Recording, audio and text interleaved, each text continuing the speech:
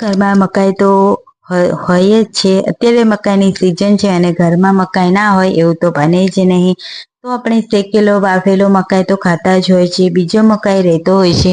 આપણે તેનું શું બનાવીએ કંઈક પણ વિચાર ના આવતો હોય તો તમારી માટે આ રેસીપી તમારા માટે જરૂરથી લઈને આવી છું। તો એક વખત જરૂરથી બનાવીને ટ્રાય કરી શકો છો। તો અહીંયા મેં એક લીલી મકાઈ લઈ લીધી છે, તેને આપણે ઝીણી ઝીણી કટ કરી લઈશું। તમે જોઈ શકો છો કે અહીંયા કટ કરી લીધી છે। આ રીતની આપણે એક આખી મકાઈ લઈ લઈશું।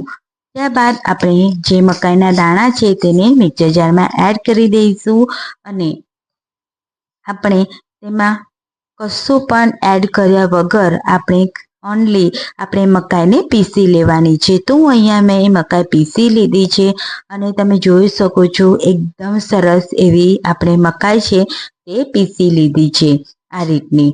હવે આપણે એક બાઉલ લઈ લઈશું, તેમાં આપણે એક વાટકી આપણે ચણાનો લોટ એડ કરી દઈશું।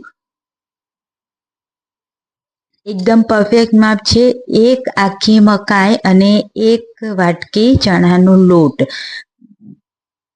ત્યારબાદ હવે આપણે ચણાનો લોટ લઈ લીધો છે, તેમાં આપણે થોડું થોડું પાણી એડ કરીશું અને બેટરને આપણે તૈયાર કરી લઈશું। તો અહીંયા લમ્સ ફ્રી આપણે બેટર તૈયાર કરી લીધું છે। હવે જે આપણે પેસ્ટ તૈયાર કરી હતી તે આપણે એડ કરી દઈશું। જો તમને અમારી રેસીપી પસંદ આવતી તો પ્લીઝ લાઇક એન્ડ શેર કરવાનું બિલકુલ પણ ભૂલશો નહીં। મારા વ્યુઅર્સ ક્યાંથી મને જોઈ રહ્યા છે મને ફટાફટ કમેન્ટ જરૂરથી કરી દેજો। અહીંયા મેં વેજીસ લીધા છે, ગ્રીન કલર કેપ્સિકમ લીધા છે, પીળા કલરના કેપ્સિકમ લીધા છે અને એક લીલી ડુંગળી આપણે ઝીણી ઝીણી ચોપ કરી તે લઈ લઈશું। તે બધું આપણે એડ કરી દઈશું વેજીસ। ત્યારબાદ આપણે એડ કરીશું આદુ મરચાં લસણની પેસ્ટ, સ્વાદ અનુસાર 1 ચમચી મીઠું એડ કરીશું, અડધી ટીસ્પૂન આપણે અજમો એડ કરીશું, 1 ચમચી ગરમ મસાલો પાવડર એડ કરીશું અને અડધી ટીસ્પૂન આપણે હળદર એડ કરીશું અને તેમાં લીંબુનો રસ એડ કરીશું અને બરાબર મિક્સ કરી લઈશું। જો તમારી પાસે લીંબુ અવેલેબલ ના હોય તો તમે દહીં પણ એડ કરી શકો છો। બરાબર મિક્સ કરી લઈશું અને અડધી ટીસ્પૂન આપણે બેકિંગ સોડા એડ કરીશું। તમે અહીંયા બેકિંગ પાવડર પણ એડ કરી શકો છો। બરાબર આપણે થોડું પાણી એડ કરી અને બરાબર મિક્સ કરી લઈશું બેટરને। ત્યારબાદ મેં અહીંયા ઢોકળાની ડીશ લઈ લીધી છે, તેલથી ગ્રીસ કરી લીધી છે મેં પહેલેથી જ, તેમાં આપણે બધું બેટર એડ કરી દઈશું।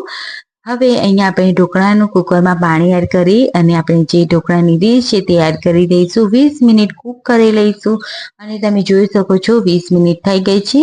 આપણા ઢોકળા છે એકદમ સરસ એવા સ્ટીમ થઈ ગયા છે। હવે આપણે તેને થોડા ઠંડા કરી લઈશું, ત્યારબાદ જ આપણે તેને કટ કરીશું। તો મેં અહીંયા આ રીતે કટ લગાવી લીધું છે। તમે અહીંયા તમારા મનપસંદ શેપમાં તમે કટ લગાવી શકો છો।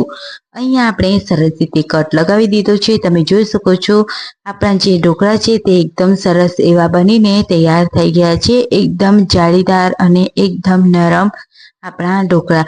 તમે બધા જ ઢોકળા તમે બનાવીને ખાધા હશે, પણ તમે આ ઢોકળા ક્યારેય પણ નહીં બનાવ્યા, એક વખત જરૂરથી બનાવીને જરૂરથી ટ્રાય કરજો। અહીંયા તડકા પેન લઈ લીધી છે, તેમાં આપણે રાઈ, જીરું અને મીઠા લીમડાના પાન એડ કરી અને સાતળી લઈશું અને જે આપણે તડકો છે તે ઢોકળા પર એડ કરી દઈશું।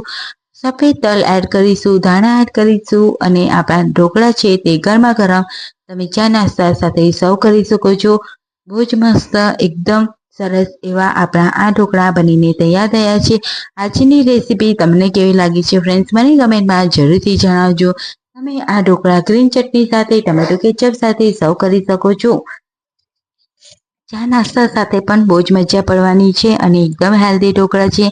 બાળકોને જો તમે આ રીતે બનાવીને આપી શકો છો। તો ફ્રેન્ડ્સ આજની રેસીપી તમને થોડી પણ પસંદ આવી તો please like, share and subscribe કરવાનું બિલકુલ પણ ભૂલશો નહીં। તો આવી જ રેસીપી સાથે અને આવા જ અવનવા વિડીયો સાથે આવતી રેસીપીમાં મળીએ, ત્યાં સુધી બધાને આવજો, બાય બાય અને અમારી ચેનલને બિલકુલ પણ સબસ્ક્રાઈબ કરવાનું બિલકુલ પણ ભૂલશો નહીં। તો આવી જ રેસીપી સાથે આવતા વિડીયોમાં મળીશું, ત્યાં સુધી બધાને આવજો, બાય બાય, ટેક કેર।